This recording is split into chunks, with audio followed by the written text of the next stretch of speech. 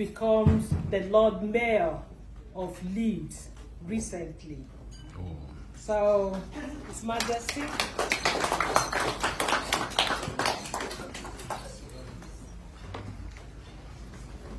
Thank you very much. Please, you may have your seats, please. Thank you. I want to thank the leadership and the organizers of this event for this honor, this award. I actually wasn't going to say anything.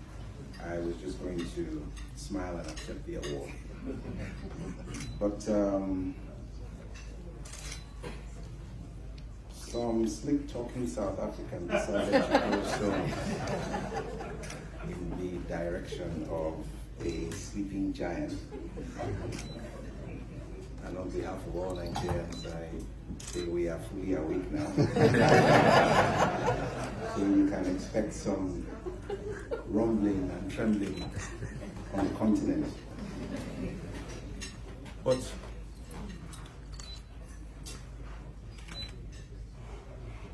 I listened to what you said about Madiba. And a couple of weeks ago, I was actually listening to a podcast about what he really suffered. What he really suffered. And when you spoke about him not being able to bury his son, and obviously how important of how heavy of a sacrifice that was for him. The podcast was talking about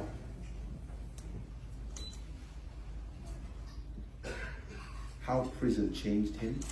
He was a very violent man, obviously, but he came out a changed man. And a lot of people felt betrayed by him when he came out because he was refined in prison. And they were on the outside still saying we must take it by force. So he comes out and now says peace is the way. And a lot of them were very hurt by that, most especially his wife, women. And then when they did the Truth and Reconciliation Committee, and a pound of flesh was taken from him when it was insisted that his wife would have to, as First Lady, answer questions. And the podcast was talking about how this really tore at him and it effectively cost him his marriage, effectively. And I thought, wow, that's a lot. I did not know this about his son. And yet this man is one of the examples of what it is to be a good leader, a true leader, a selfless leader. And it just brought me to my point about imagery. Image, examples, it's everything. And something went through my mind. I was actually having a conversation with someone in the hotel before we came here, and we were talking about how something we have not done well. We're staying in a hotel that used to be the old war office. So you feel the history when you're there, you feel it. And I was saying to him, this is something we haven't done well in Africa. We have not documented. We haven't. And it's not that we do not have the content that they have in the West. We have just as much content, but we have not done well to document. And while we were walking here, we drove to the other end, Baroness, thinking it's the same entrance we went through last year. Fortunately, there was a diversion and we had to come in through the Great Hall, I suppose. I don't know what the exact term is. And there we are walking on through history. Yeah. And it is marked. And I was saying, I think I said it to the hearing of my wife and the chiefs. We need to do better documenting and telling our own stories in Africa. I know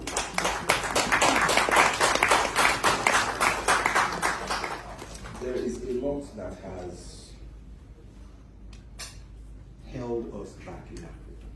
a lot. And I want to, I won't say I want to, I have stopped blaming outsiders for what has held Africa back. We can go through a very long list of what outsiders have done and have enshrined that has kept Africa back. But we are the ones who will liberate ourselves from these things that have held us back. And just to personalize it, I was thinking to myself, seeing, oh, King George laid in state here, Queen Elizabeth laid in state here, and all that, just glancing as I was walking. And I thought to myself, there's a lot we have in Africa that we call tradition, that does not allow us rediscover and reinvent. Tradition is good, and sometimes the secrecy around it serves a purpose to protect it so that it does not become trivialized or commonized. But there is a lot of self-reflecting, soul-searching that has to happen. And when we have done that and we've now decided this is how we want to go forward, there is no media propaganda. There is no false imagery that's going to be telling the African man this is how you should be doing it. That is going to keep us back. It's just not going to happen. And on a lighter note, I tell some people when I am really relaxed that oftentimes I feel like a mascot. But the thing about that mascot is, for somebody who spent a lot of his time in America, when you see your mascot, the team mascot comes out, it energizes you, it inspires you, it makes you come alive. And so I always wonder, yes, I am not a mascot, but for those who may just want to feel like, oh, this African king has lost his relevance, and like, wait, the way I appear today, which I know is reinvigorating my base at home and beyond the Shekiri people, but it also comes down to, how do I see myself? So I am going to be a light that is going to shine, to inspire every Shekiri man, every Nigerian, every African, so that they can look and say, that man is a king. That is how I should carry myself. Yeah. That is how I should see myself.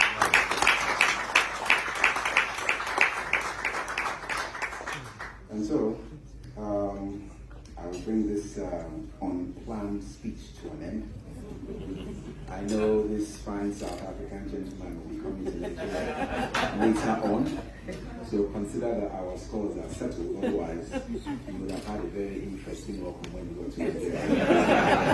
So I want to thank the organizers and congratulations to all the recipients as well.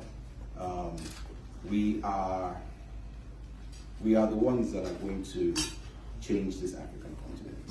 It's us. It's us. And all the dreams and ideas that we all have in this room that we may feel, who is going to fund it, how is it going to come to pass, keep dreaming it, keep refining it. It will. There will be connections that will make it happen. There will be doors that will be opened. And in no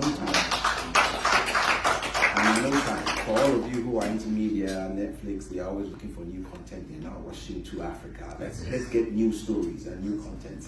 This is the time for you to bring out what you have been sitting on. And God will perfect it all. Thank you.